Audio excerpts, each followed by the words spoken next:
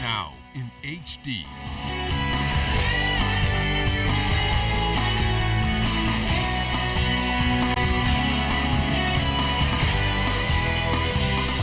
ZNS Network presents The Bahamas Tonight.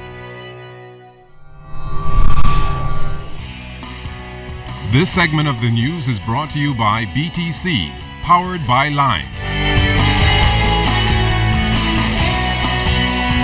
Welcome to the Bahamas Tonight, the weekend edition. Good Sunday evening, everyone. I'm LaDawn Davis. Thanks for joining us.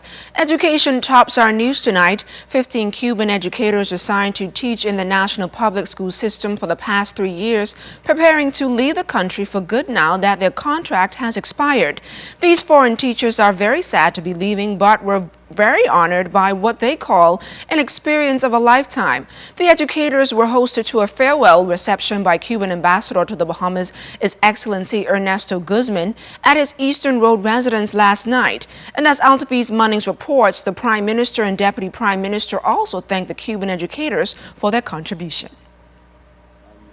Special thanks expressed to 15 Cuban educators who learned not only about education in the Bahamas, but our people and our culture.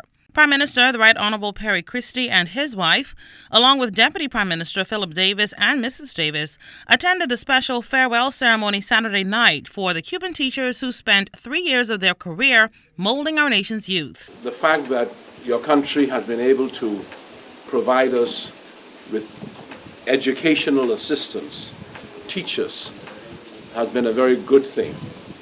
And we have had a relationship that has enabled us to also take advantage of eye treatment for our people who had problems with their eyes. And Prime Minister Christie anticipates Cuban teachers assisting with the government's special education initiatives too. We want the committee, the people who from the various disability associations with the Ministry of Social Services.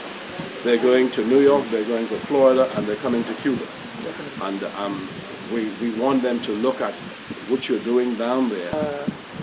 We are committed to continue and to move forward in this direction, to continue and diversify this cooperation, not only in the education field, but also in the sport, in the health, and we are the nearest neighbors in the Caribbean.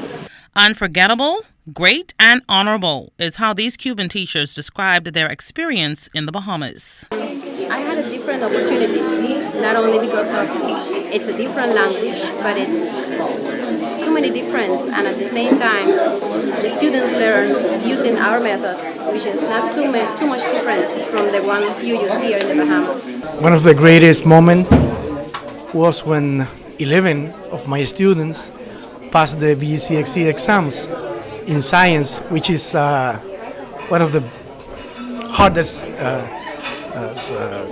subjects in the Bahamas. School for me was my house, the work, the place where I work in, and also was my family.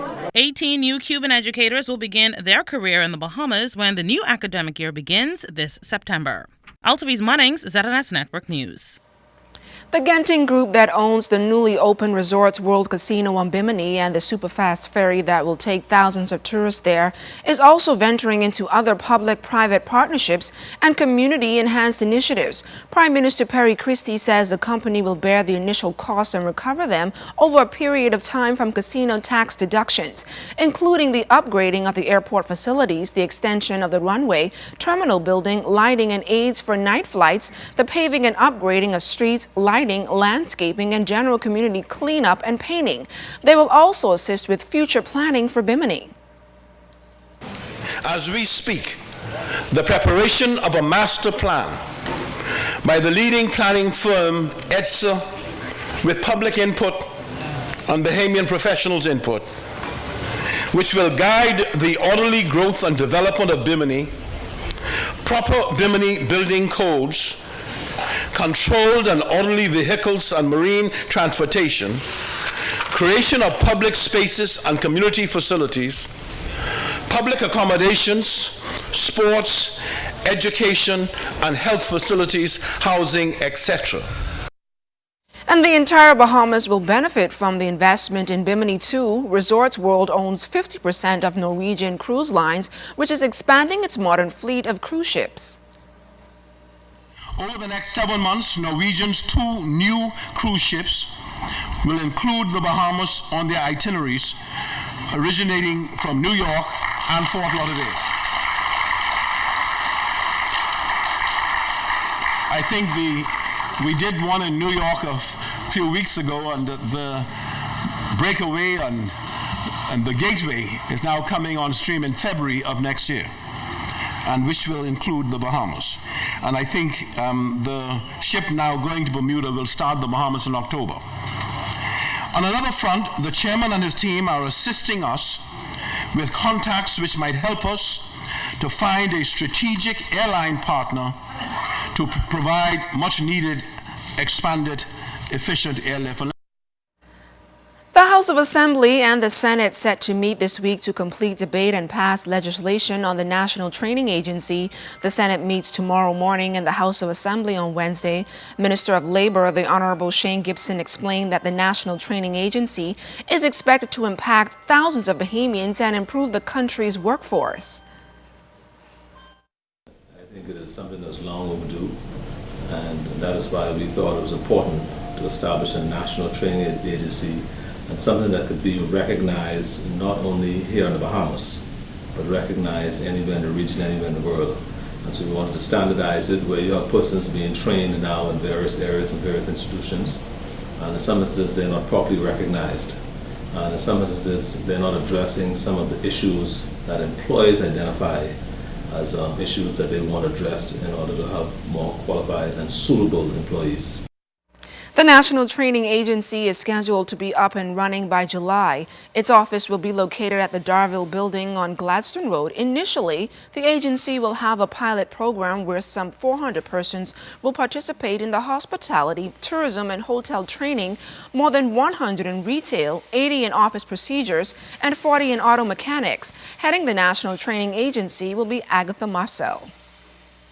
Many of them, we are hoping, as a result of the training agency's effort, will now be able to get jobs, and we are going to help to place them as well. So it's a training as well as a job placement entity, and the job placement part in particular will be working through the Department of Labor's employment offices that are being set up to help these young people. All participants in the National Training Agency will have to participate in a behavioral course prior to the training. Police are investigating a traffic accident that has left an 18-year-old female dead. Police confirmed that the incident reportedly occurred around 12:53 this morning, involving a 2010 red Honda Accord and a 1997 blue Land Rover. According to police, the driver of the Honda Accord was traveling south on Blue Hill Road and the driver of the Land Rover west along Soldier Road when the two collided. The deceased was a rear seat passenger in the Honda Accord and died at the scene. An active police investigation continues. A young man is in police custody after he was apprehended by a Defense Force officer during a house break-in on Friday afternoon in the Sunset Park area. According to the Defense Force, it was shortly around midday when the officer was reportedly in his vehicle passing his colleague's residence and noticed that the door of his colleague's home that you can see on your screen was damaged and an unknown male was inside. He immediately stopped his vehicle and approached the home. 3 men then ran out and the officer chased them. He subdued one of the intruders after chasing him for a quarter of a mile. The young Bahamian male, who was fitted with an ankle bracelet, was turned over to police for further processing. Police are searching for 2 men who reportedly stabbed a security officer around 11:45 last night at a school off Tony Williams Darling Highway. Preliminary reports indicate that the officer was reportedly stabbed after he caught the men breaking into the school. He is enlisted in critical condition in hospital tonight. Police at this time, however, authorities appeal to anyone with information on this incident to contact them immediately. Police here in the capital are also questioning a 40-year-old Filipino man for indecent assault. Central Detective Unit officers arrested the man around 2:25 Friday afternoon. That's all the information police have provided. However, an active police investigation into that matter continues.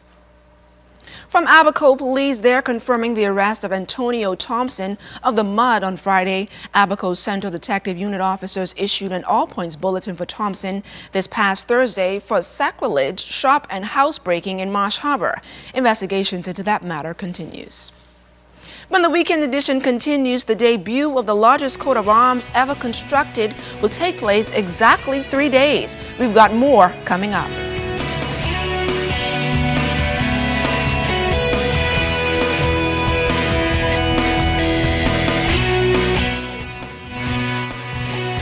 I've seen quite a number of changes within the Department of Meteorology, having been involved with meteorology since February of 1975.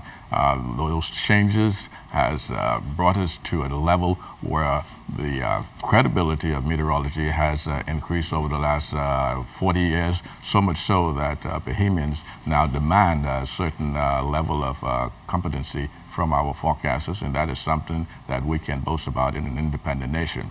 The Department of Meteorology provides a thankless service, and they have been doing that over the last 40 years, something that our country certainly should be proud of. We've also seen some relationship established over the last 40 years between the Department of Meteorology and the Broadcasting Corporation of the Bahamas, where we started off with radio broadcasts during the morning hours, and now we are broadcasting via television, and that certainly has made a big difference in the way persons view meteorology, because prior to television, meteorology was not taken very seriously. But I can recall back in 2001, during the Hurricane Michelle event, we had numerous calls coming into the newsroom praising us for a job well done in tracking that storm, because it was the first time that a Bahamian meteorologist was seen on television walking his citizenry through a hurricane event.